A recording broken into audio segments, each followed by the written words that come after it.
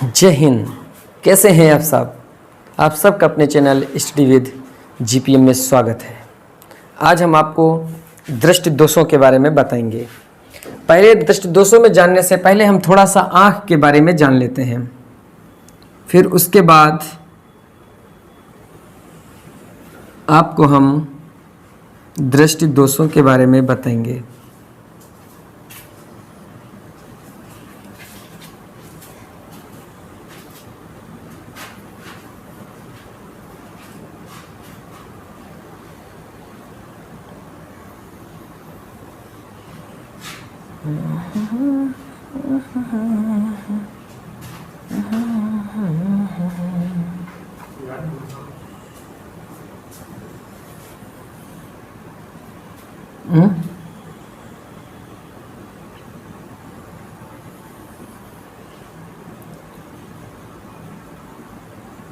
ये हम आपको आँख के बारे में बताते हैं थोड़ा बहुत, फिर उसके बाद दृष्टि दोषों के बारे में बताते हैं। ठीक है, ये फिलहाल आँख है। ये आँख की हम आपको आंतरिक संरचना बताते हैं। ये आँख की आंतरिक संरचना बताते हैं।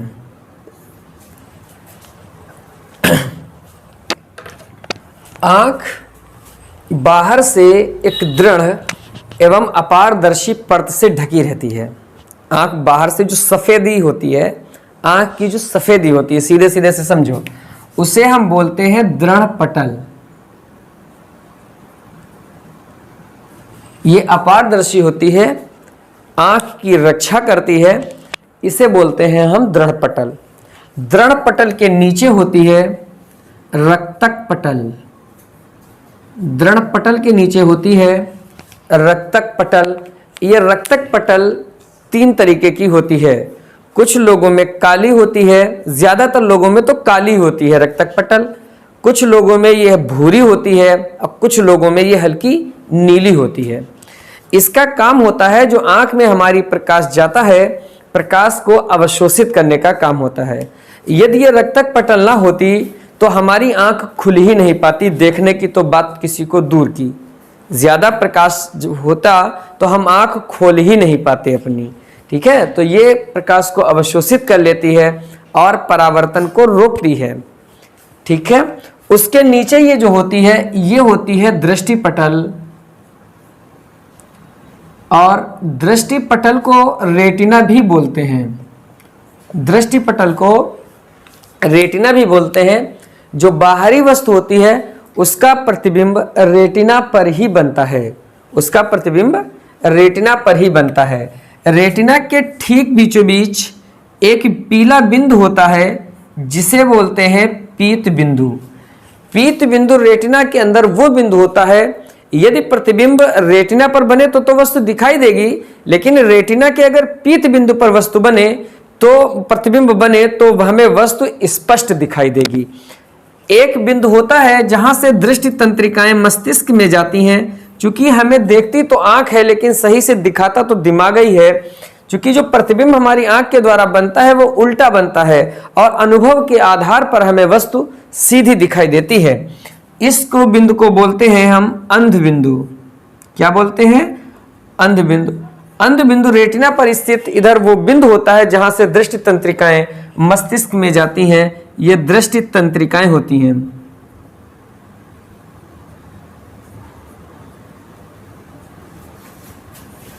दृष्टि तंत्रिकाएं जो मस्तिष्क में जाती हैं, ये प्रतिबिंब बनने का संदेश मस्तिष्क को पहुंचाती हैं कि ये देखो उल्टा प्रतिबिंब बन रहा है। तो मस्तिष्क कहता है नहीं, उल्टा नहीं, इसे ऐसे समझो, तो हमें वस्तु अनुभव के आधार पर ये सीधी दिखाई देती है।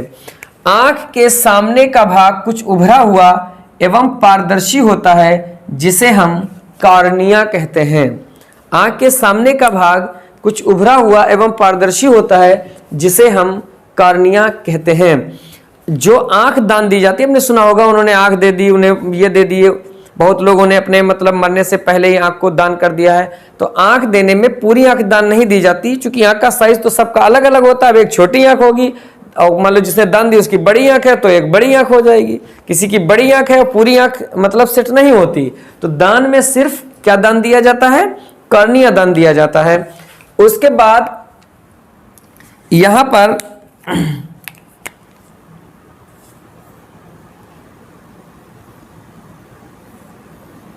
कॉर्निया के ठीक पीछे एक अपारदर्शी झिल्ली का पर्दा होता है, एक अपारदर्शी झिल्ली का पर्दा होता है जिसे हम आइरिस कहते हैं। क्या कहते हैं? जिसे हम आइरिस कहते हैं। ये जो होता है ये लेंस को मतलब जोड़े रखता है। आइरिस के ठीक बीचों बीच में एक बिंदु होता है जिसे हम पुतली या नेत्र तारा कहते हैं। पुतली या नेत्र तारा कहते हैं। इस मतलब लेंस और इस कॉर्निया के बीच में एक अपारदर्शी द्रव भरा रहता है जिसे हम जलीय द्रव कहते हैं।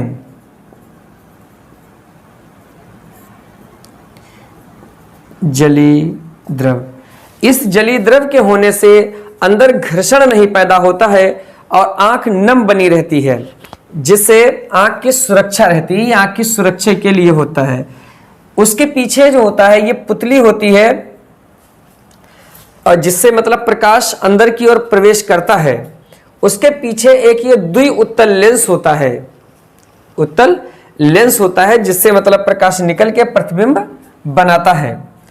उसके बाद यहां पर एक द्रव भरा रहता है, काचाभ द्रव जिसे बोलते हैं। यहां पर एक द्रव भरा रहता है जिसे हम काचाभ द्रव कहते हैं।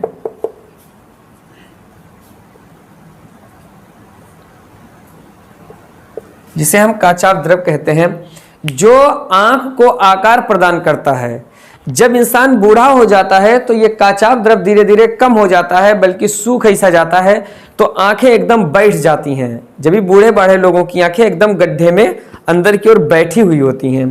ठीक है, तो ये हमने समझ लिया आंख की संरचना के बारे में। अब हम आपको बताते हैं दृष्टि दोष के बारे में।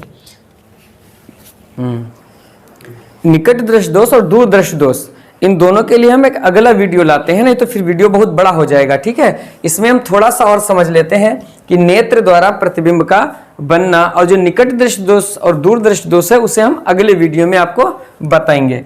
देखिएगा, नेत्र द्वारा प्रतिबिंब का बनना, नेत्र द्वारा प्रतिबिंब कैसे बनता है ये हम आपको बता देते हैं इस वीडियो में।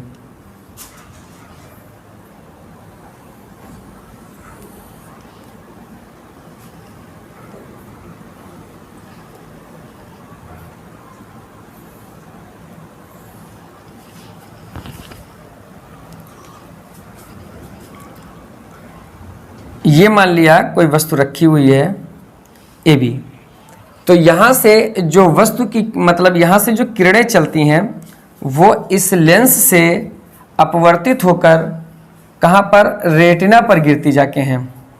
कहाँ गिरती जाके हैं?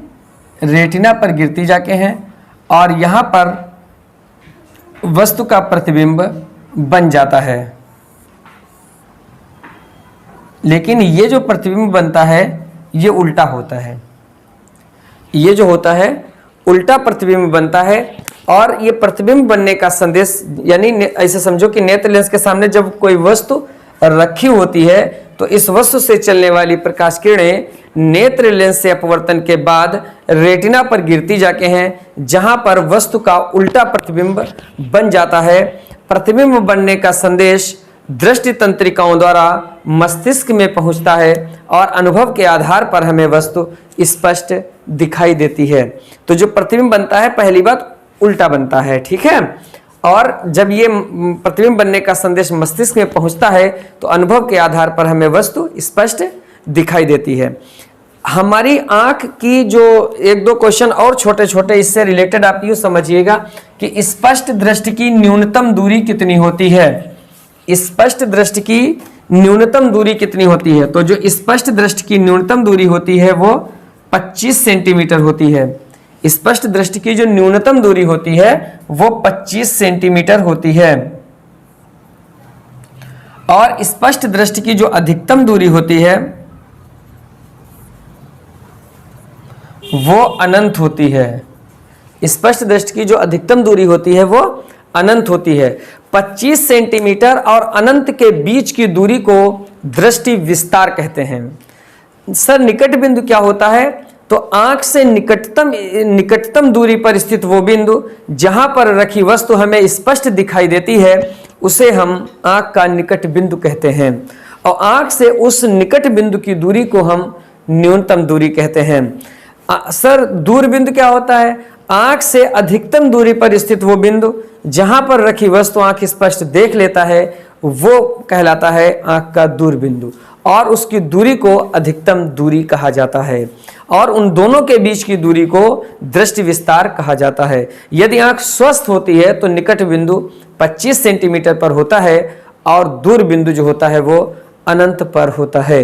इससे क्वेश्चन एक दो बार नहीं हजारों बार बने हैं कि अधिकतम दूरी, निकटतम दूरी, ठीक है। तो न्यूनतम दूरी 25 सेंटीमीटर होती है और अधिकतम दूरी जो होती है वो अनंत होती है, ठीक है। तो अब हम अगले वीडियो में आपको बताएंगे निकट दृष्टि दोष और दूर दृष्टि दोष के बारे में, जो हम बताने वाले थे आपको इसी वीडियो में, लेकिन वीडियो बहुत बड़ा हो जाएगा। इस वजह से हम आपको कल जो वीडियो देंगे उसमें आपको बताएंगे कि निकट दृष्टि दोष और दूर दृष्टि दोष क्या होता है, ठीक है। तो मिलते हैं अगले वीडियो में। Thank you.